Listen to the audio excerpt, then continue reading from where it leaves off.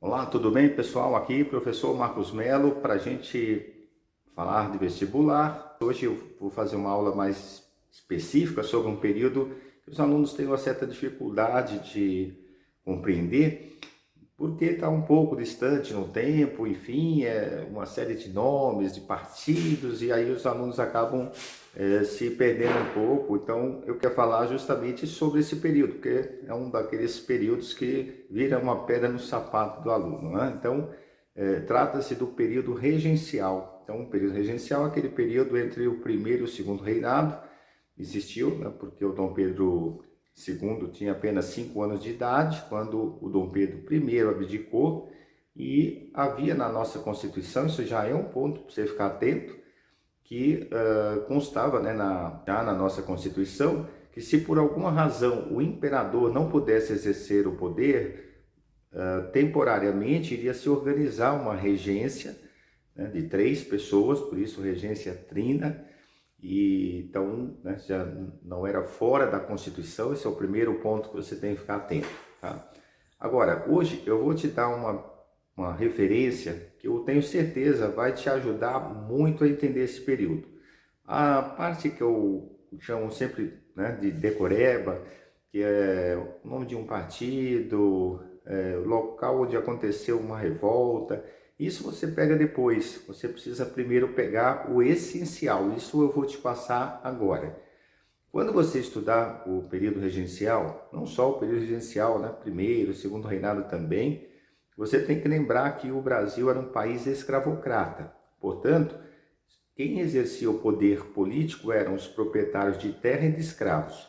Se você tiver isso como referência, você vai ver como vai te ajudar em várias situações. Eu vou dar uns exemplos concretos aqui ao longo da nossa aula. Mas, mas partam dessa premissa. Sempre que você tiver dúvida, lembra disso. Quem que manda no país nesse momento? Proprietários de terra e de escravos. E aí você vai ver como isso vai te ajudar. Uma divisão que é feita quando se estuda esse período é do chamado avanço liberal e depois vem o chamado regresso conservador. Bom, aqui já tem a primeira, né, vou chamar assim de desafio para você pensar. Se você sabe que eles eram proprietários de terra e de escravos, você considera, vou até dar uns segundinhos depois para você pensar junto comigo, você pode também parar o vídeo, né, se assim desejar. Você acha que, é uma resposta simples, pessoal, sim ou não, certo? Nesse primeiro momento. Você acha que se os, por isso que eu falo que é importante aquela informação, são proprietários de terra e de escravos, realmente eles iam realizar um avanço liberal? Pensa então e responda sim ou não. Eu tenho certeza que você respondeu não. Eles não realizaram esse avanço liberal. E eu vou te explicar também. Você percebe? Você vai ver a limitação. Então, por exemplo, se falarem em questão de terras, se falar em questão de abolição de escravidão, você já abandona, por exemplo, certo? Então, costuma-se dizer que eles eram farinhas do mesmo saco, né? Ou seja, tanto os liberais quanto os conservadores, que eu também já vou falar para vocês daqui a pouco, questão partidária, eles eram proprietários de terra de escravos. Então, na essência, eles não vão querer mudanças substanciais, certo? Agora, por que se fala então em avanço liberal e depois regresso conservador? Alguma mudança teve, senão não justificaria essa denominação. É que você tem que fazer o seguinte raciocínio. Quando nós tínhamos o primeiro reinado, Dom Pedro I, você considera, aí também, não quero decoreba, pessoal, pensa comigo, o poder estava na mão de uma pessoa, no caso, Dom Pedro I. Você considera que o poder estava centralizado ou descentralizado? Também dá uns segundinhos aí para você pensar. Estava centralizado, né? Na mão de uma única pessoa. Foi até uma das razões, né? Não sei até quando você já estudou o primeiro reinado, da certa, né, isolamento que o Dom Pedro I ficou, em função do seu excessivo, né, da sua excessiva centralização. Agora, quando então esses proprietários de terra, de escravos, a aristocracia brasileira, teve a oportunidade de exercer o poder, o que eles fizeram? Eles descentralizaram o poder. E aí requer também uma explicação. O que é descentralizar o poder? Não é democratizar, como eu acabei de dar um exemplo. É descentralizar no seguinte sentido. Pensa nos estados brasileiros. Hoje, né, muito mais do que naquela época, tá? Mas passa dos 20, né? Vamos pegar alguns só para exemplificar. A província, né, como se chamava, hoje a gente chama estado, a província de Pernambuco, as elites daquele estado, que na época, repetindo, se chamavam províncias, queriam eles exercer o poder. E não que o poder ficasse concentrado lá no Rio de Janeiro. O mesmo acontecia, né, com o Rio Grande do Sul. As elites do Rio Grande do Sul não queriam, né, que o poder ficasse concentrado lá no Rio de Janeiro. Queria que eles, gaúchos, exercessem o poder. Mas qual a diferença entre eles? Nenhuma, não é? A essência nenhuma. Então, por isso, né, a ideia do avanço liberal, porque eles fizeram uma descentralização, mas isso não implica em nada de mais liberdade, mais ampliar participação política, nada disso, né? Bom, então, você já sabe, avanço liberal em função da descentralização. Os exemplos, daqui a pouco a gente fala. E depois houve um regresso conservador. Só nessas duas referências você ganha aí, pessoal, de lambuja, né, como se dizia antigamente, você ganha o nome dos partidos. Avanço liberal, quem estava no poder? Partido Liberal. Regresso conservador, quem voltou ao poder? Os conservadores. Então você já tem o nome aí dos dois partidos, o liberal e o conservador. Como eu disse, na essência eram proprietários de terra e de escravos. Eu vou sempre retomar a minha primeira fala aqui. E depois o regresso conservador, nós veremos também alguns detalhes. Essa questão partidária, quando vocês forem ler, vocês vão ver que logo no comecinho existiam, na verdade, três. Não era só liberal e conservador. Eram os exaltados, os moderados e os restauradores. Pessoal, isso aí eu insisto muito, não sei se, né, talvez até seja chato, mas pensa, gente. No nome do partido, para você saber o que eles estão defendendo. O partido exaltado. O que é uma pessoa exaltada? É uma pessoa que a gente, né, fala, poxa, esse é radical, é exaltado, está falando alto, né, está bravo. Então veja, o nome do partido exaltado. Por quê? Eles queriam uma centralização extrema, né? Como eu estava dizendo, aproveitaram a ausência do imperador para descentralizar. Então, o partido exaltado, alguns defendiam até a república. Um número menor dentro do partido, mas defendiam até mesmo a proclamação da república, os exaltados. Os moderados, mesma coisa, gente. O que é o moderado? Nem tanto o céu, nem tanto a terra, não é? Nem 8, nem 80. O que eles defendiam? Defender a monarquia, só que não absolutista, como ela que não concentrasse todos os poderes nas mãos de uma pessoa só. E o partido restaurador. Pessoal, o que é restaurar? Restaurar uma obra de arte, restaurar um móvel que quebrou, né? Restaurar um dente no dentista, ou seja, voltar a ser o que era, né? Quebrou, por exemplo, aí vai restaurar. O restaurador queria a volta do Dom Pedro I ao poder, era o mais conservador.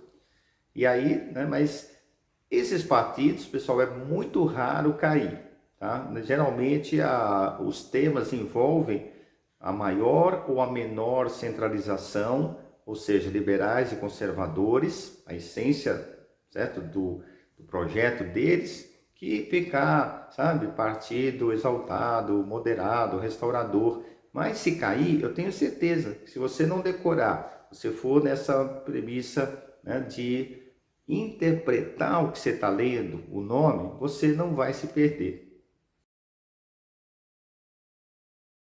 Outra coisa também importante nesse período é a criação da Guarda Nacional. Eu também, mais uma vez, insisto, pensa no nome, pessoal. Guarda Nacional, por exemplo, faço as comparações porque é aquelas que o vestibular costuma fazer. É diferente, por exemplo, do Exército. tá? Então, teoricamente, qual que seria a função, né, do Exército? O Exército é fronteiras, certo? Defesa do território. Naquela época, a gente mal existia, né? Na verdade, a principal força do Brasil era essa Guarda Nacional que foi criada nesse período. E aí, como eu disse, Guarda Nacional para quê? Para resolver os problemas nacionais. E era, pessoal, como se fosse muitos autores falam que é o braço armado da aristocracia rural. Então, era justamente para garantir os interesses, como eu disse no comecinho, tem que lembrar sempre daquela perspectiva. São proprietários de terra, proprietários de escravos, eles não querem mexer em nenhuma dessas duas estruturas. E as revoltas que nós vamos ver mais à frente também foram reprimidas por essa Guarda Nacional. E aí, como eu disse, não decora, gente, faz uma linha de raciocínio lógico. Por que foi criada a Guarda Nacional? Alguma coisa estava acontecendo, né? Senão não iria se criar uma Guarda Nacional. Então são justamente essas revoltas do período regencial que daqui a pouco eu vou comentar. Então você parte dessa ideia. Se houve uma descentralização do poder, quais foram as medidas aprovadas? Seria a maior autonomia para as províncias. Ou seja, que autonomia é essa? Autonomia legislativa, por isso foi criada uma Assembleia Provincial. Olha o nome, né? Presta atenção no nome que vai te dando as pistas. Você tem que pensar sempre nisso, né? Na autonomia administrativa, política, jurídica, e aí você não tem problemas com aquilo que a gente chama de decoreba, né? É uma outra medida. Então, vamos supor, aparece lá no texto, criação da Assembleia Provincial. Você vai falar, opa, se é na província, está descentralizando. Ah, por exemplo, corresponde ao avanço liberal. Certo? E assim que você tem que pensar. E o oposto, quando os conservadores estiverem no poder, vai haver uma centralização novamente, administrativa, jurídica, tudo bem? Bom, então vamos pensar nisso. Se você depois for checar, fazer questões sobre o período regencial, você vai ver que, né, de posse dessa informação, você vai conseguir resolver bastante coisa. Outra coisinha que os alunos ficam um pouco incomodados é que nós tivemos várias trinas, não é? Por exemplo, você vai ler lá depois, né? Não sei se você já leu, mas enfim. Então tá lá, regência provisória, trina provisória, depois trina permanente, depois a regência una do Padre Feijó, a regência una do Araújo Lima. Então isso aí deixa os alunos um pouco, né, também confuso. Pessoal, é simples, pensa, olha, as duas primeiras são trinas, ou seja, tinham 3 regentes. Nem precisa se preocupar com os nomes. É muito fácil hoje, qualquer site de busca você encontra lá quem são os regentes. Mas eu falo para vocês, né, posso até te assegurar que não vai cair um nome lá, não precisa ficar preocupado com os nomes, certo? Olha, todos esses anos aí, eu não vi uma questão que você precisasse do nome para resolver a questão, certo? Então, vamos limpar a área para a gente poder ir realmente no que interessa.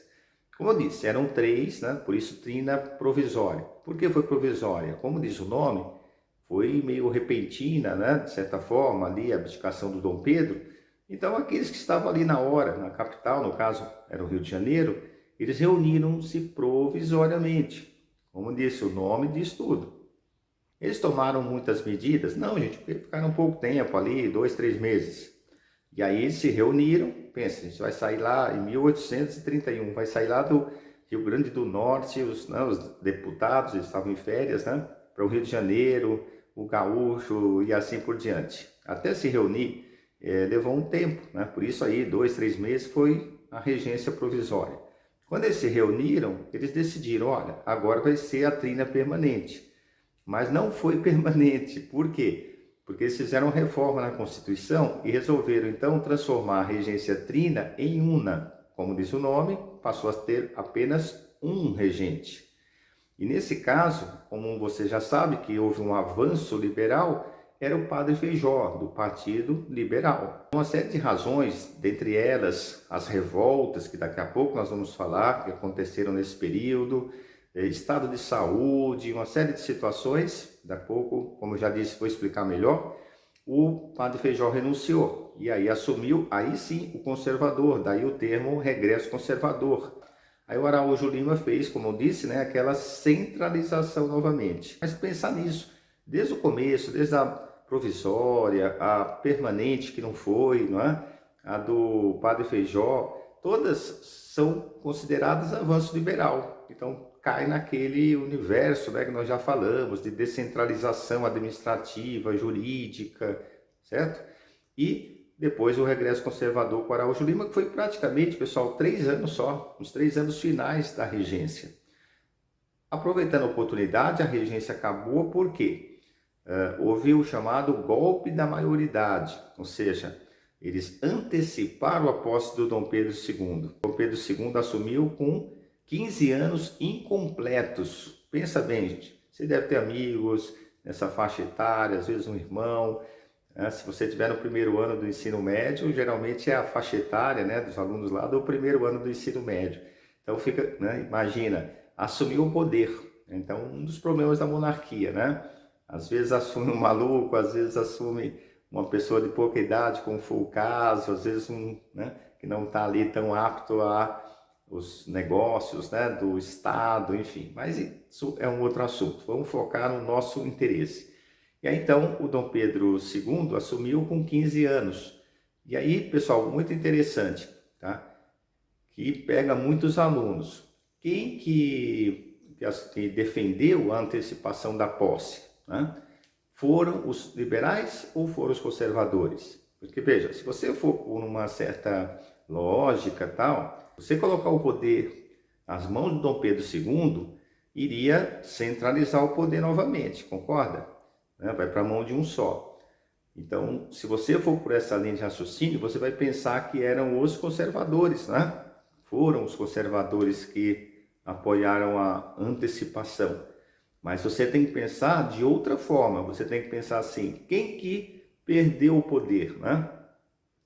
Quem que estava ali embaixo entre liberais e conservadores? Eram os liberais, certo? Porque o Araújo Lima, que estava no poder, que era conservador.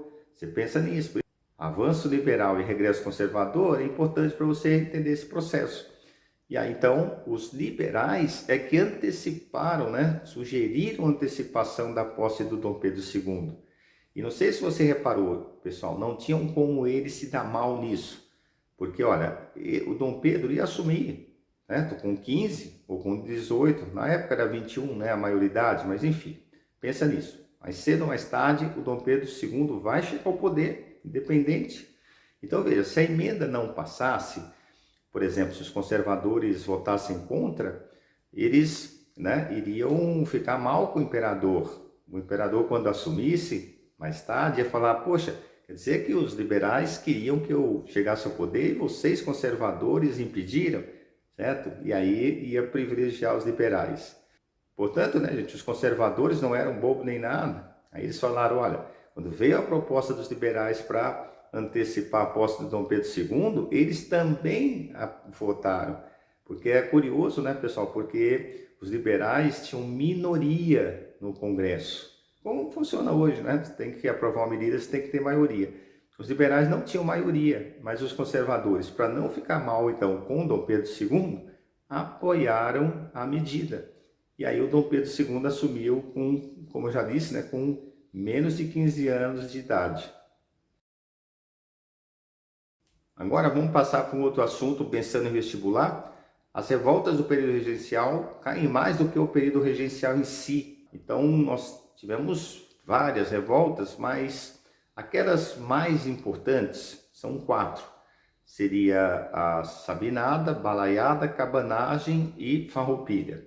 A primeira coisa é você saber onde aconteceu. Tá? Então depois você com mais calma, dá uma olhadinha, se possível até no mapa, porque o visual também ajuda muito a fixar a informação. A Farroupilha foi no Rio Grande do Sul, a Balaiada foi no Maranhão, a Sabinada na Bahia e a Cabanagem no Pará. Olha, uma das características, pessoal, assim que os vestibulares, né, as bancas examinadoras mais cobram é o caráter da revolta, tá? Então, o que quer dizer isso? Se ela é popular, se ela é da classe média, se ela, né, for organizada pelas elites. E eu tenho uma estratégia que eu acho que vai te ajudar bastante nesse sentido. Como eu sempre falo aqui, eu repito, pessoal, tem que os nomes em história dizem muito. A gente não pode ir pela simples e pura decoreba. Então, vamos pensar. Eu vou fazer aqui uma espécie de uma brincadeira aí com você para você pensar, poder, né, participar junto comigo. Porque, pessoal, ler aulas você tem de montão. Então, você tem que criar uma estratégia para você mesmo, né, também ir se assegurando. Então, olha, vamos pensar comigo, como eu disse, nessa nossa, entre aspas, brincadeira. Uma brincadeira séria, né? Porque às vezes coloca você dentro da universidade ou não.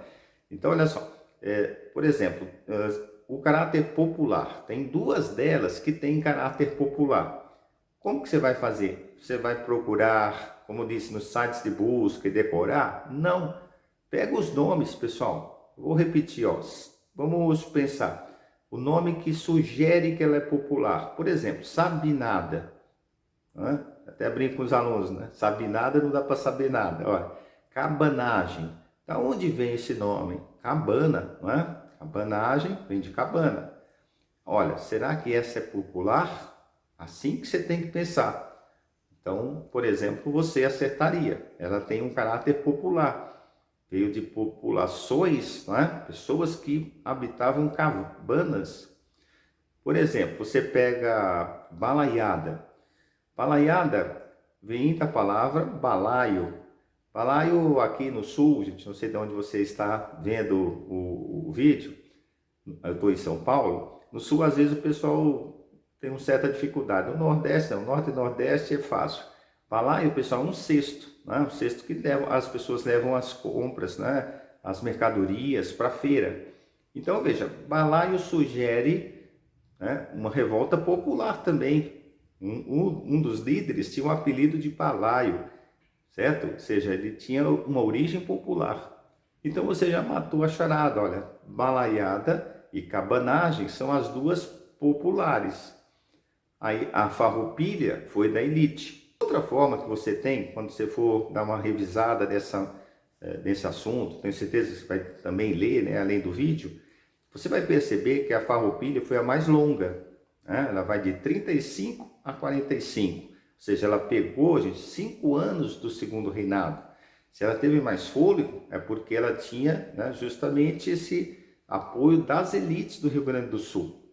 Então, é um movimento mais... Depois você vai perceber, quando a gente for falar, né, dos detalhes, eu vou citar um aqui só para você ter como exemplo. O tratamento que o governo também imperial dava a essas revoltas era diferenciado. Por exemplo, quando eram revoltas populares, era repressão, massacre.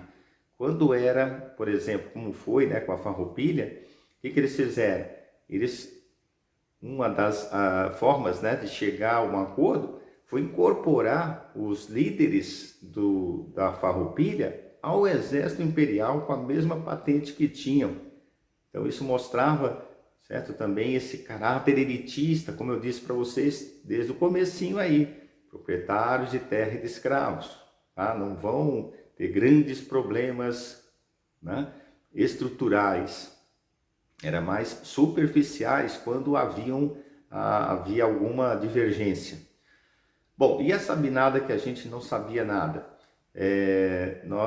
Deriva do nome, né, dos líderes. Francisco Sabino era médico e ele queria, pessoal, era uma revolta também um pouco estranha, né, porque eles queriam, a ideia era proclamar uma república temporária. Quando Dom Pedro II assumisse, a Bahia, no caso, né, seria reincorporada ao Império Brasileiro. Então, pensa, né? Vamos supor que você está lá na Bahia e te propõe uma revolta com esse caráter. Olha, nós vamos fazer uma revolta, vamos proclamar uma república, mas quando Dom Pedro II assumir, né, nós voltamos a fazer parte do Império. Quer dizer, né, vamos dizer grosseiramente assim, né, quem morreria por um ideal desse? Então, né, todos aí por uma certa até falta, né, de uma proposta mais assim ousada, né, ela não foi em frente e também foi reprimida, certo? Então, como eu disse, você já tem aí, olha, o local, né, depois você vai dar uma revisada, você tem o caráter da revolta, se são populares, classe média, como no caso da Sabinada, ou das elites, caso do Rio Grande do Sul, da Farroupilha. E né, você tem também uma outra informação importante, que é como foi tratada, né, como foram tratadas essas revoltas, com maior ou menor violência, certo? Com maior ou menor benevolência do governo imperial. Essas revoltas, então, aconteceram por quê? Né? Os vestibulares batem muito nessa tecla, pessoal. Justamente, nós estávamos comentando, mesmo existindo uma descentralização ali no período liberal, era um governo muito conservador. Por isso, né, eu falei, olha, essa informação é importante para entender muita coisa do período regencial. Então, mesmo havendo uma descentralização administrativa, jurídica, o poder estava muito nas mãos dessas elites. Então, isso, por exemplo, justifica a revolta da cabanagem, da sabinada, da balaiada. Agora, a do Rio Grande do Sul, como eu disse, era da própria elite, né, do Rio Grande do Sul. Eles estavam incomodados com os altos impostos.